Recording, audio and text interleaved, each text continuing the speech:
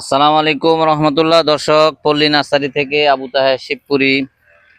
আমাদের নরসিংদীর বিখ্যাত লটকল ইতিমধ্যে কিন্তু পাকা শুরু হয়ে গেছে, দেখতেছেন।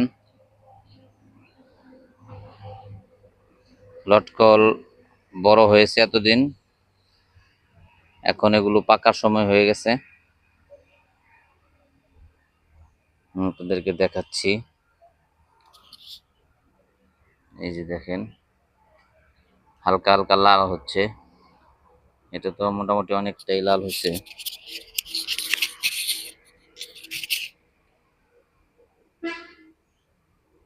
এই যে দেখেন,